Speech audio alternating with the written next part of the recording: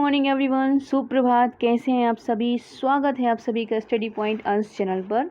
और आज की इस वीडियो में हम अध्ययन करेंगे हिंदी व्याकरण अलंकार के बारे में। अलंकार के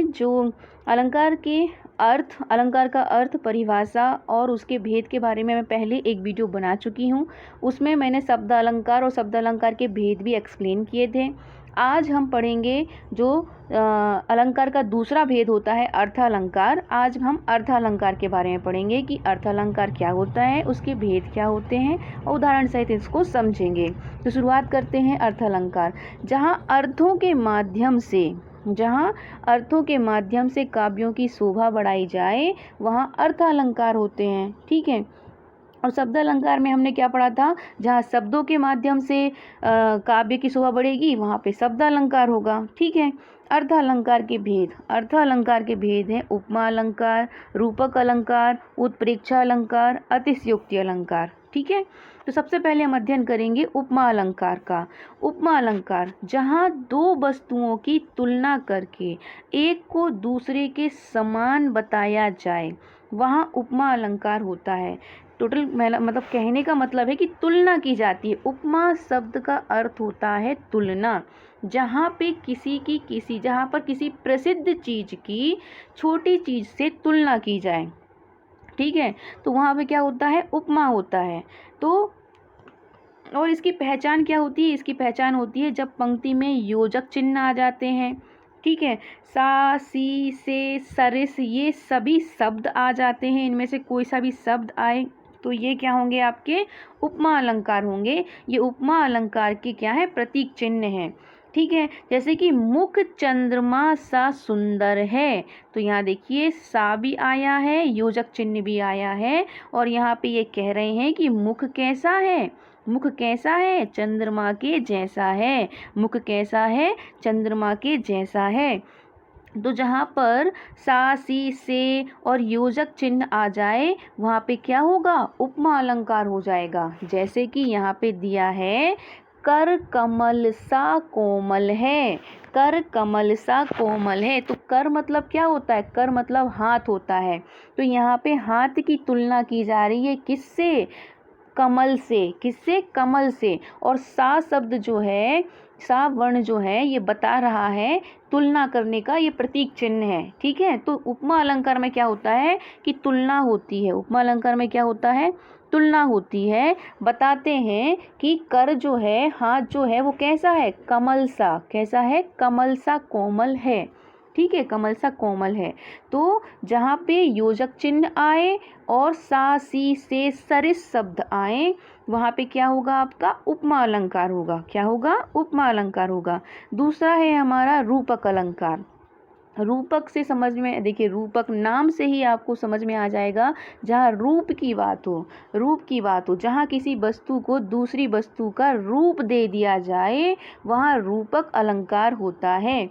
मतलब यहाँ पे आप क्या पढ़ रहे थे उपमा अलंकार में कि कल्पना की जा रही थी, तुलना की जा रही थी। क्या की जा रही थी? तुलना की जा रही थी कि ये इसके जैसा हो सकता है ना। लेकिन यहाँ पे तो बिल्कुल वही रूप दे दिया कि यही रूप है। जैसे कि जब पंक्ति में केवल योजक चिन्ह आए और सा, सी, से ना आए वहाँ पे क्या हो जाएगा? आपका रूपक अलंकार हो जाएगा। जैसे कि यहाँ पे दिया है मैया मैं तो चंद्र खिलौना ले हूँ।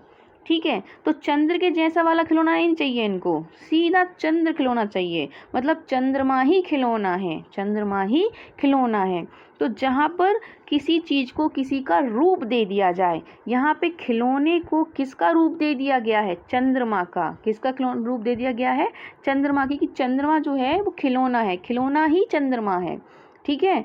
तो ऐसा एक रूप ही दे दिया गया हो, तुलना नहीं की जा रही है, रूप ही दे दिया गया हो। और योजक चिन्ह भी आ रहा है, योजक चिन्ह भी आ रहा है। तो यहाँ पे क्या होगा? आपका रूपक अलंकार होगा। रूपक अलंकार। उपमा में सा, सी, से आता है, रूपक में सिर्फ योजक आता है और किसी प्रसिद्ध चीज को किसी तुच्छ चीज का रूप दे दिया जाता है। ठीक है। किसी तुच्छ चीज को किसी प्रसिद्ध चीज का रूप दे दिया जाता है।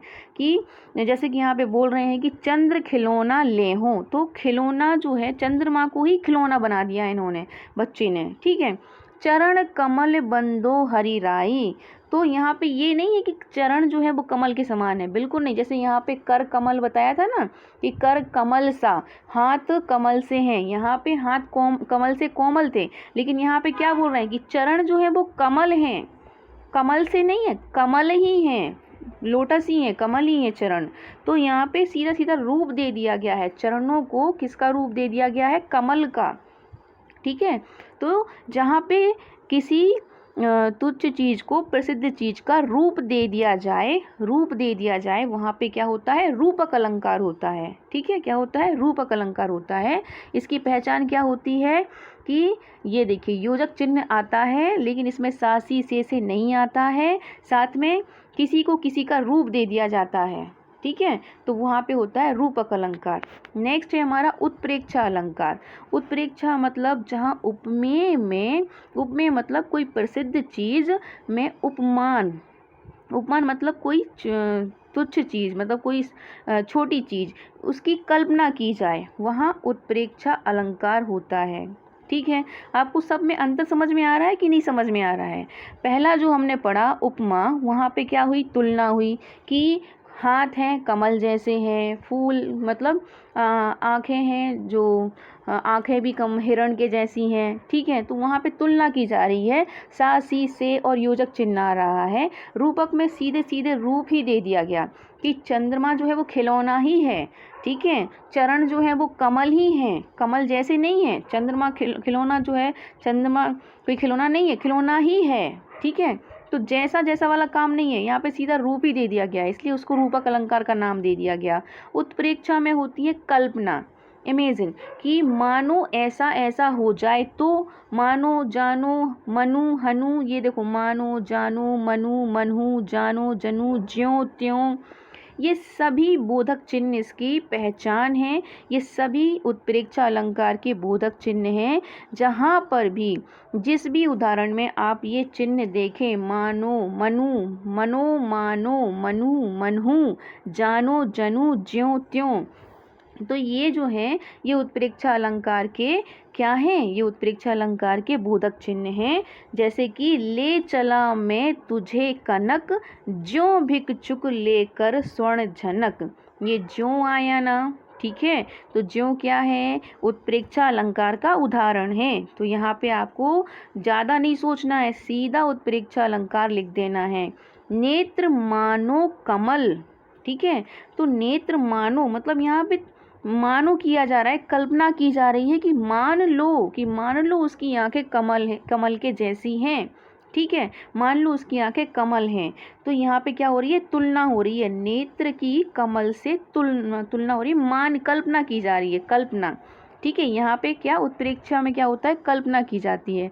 उत्प्रेक्षा अलंकार में क्या की जाती है, कल्पना की जाती है कि मानो नेत्र जो है वो क्या है, कमल के जैसे हैं, कमल है।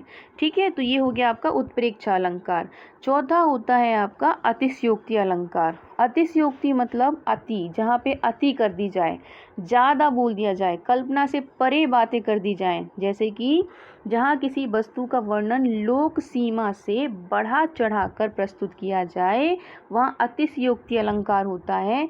अतिशयोक्ति अलंकार सबसे आसान सा अलंकार होता है। आप इसे जब भी इसका उदाहरण देखेंगे ना, तो आप फटाक से वहाँ पे ना तुरंत ही आप लगा देंगे कि ये अतिशयोक्ति अलंकार है, क्योंकि यहाँ बातें ना कल्पना से परे की जाती हैं।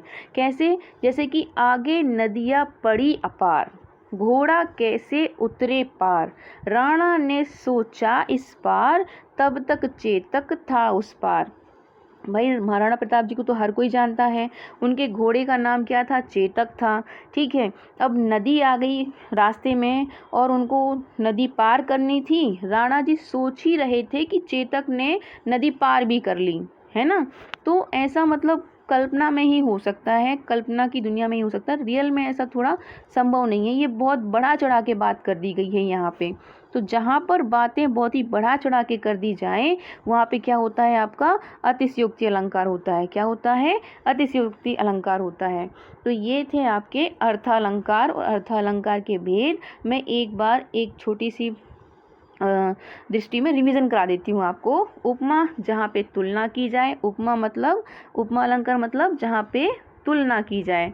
तुलना की जाए। और इसकी पहचान क्या है? सा, सी, से और योजक चिन्ह, ठीक है।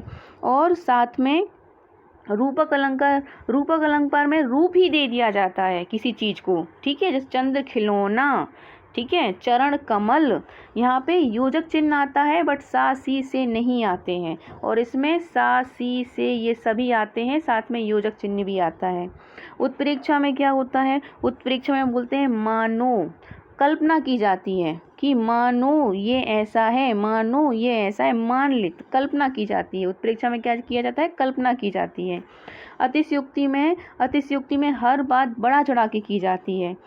अतिशयोक्ति में क्या होता है? हर बात बढ़ा चढ़ा के की जाती है। जैसे कि अभी आपने पढ़ा कि राणा ने सोचा इस पार, तब तक चेतक था उस पार। तो ये क्या थे आपके?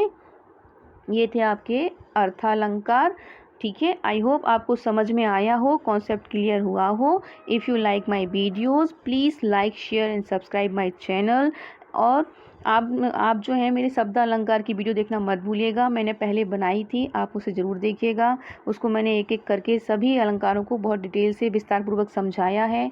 तो आज के लिए बस इतना ही। Please like, share and subscribe my channel. Thank you so much.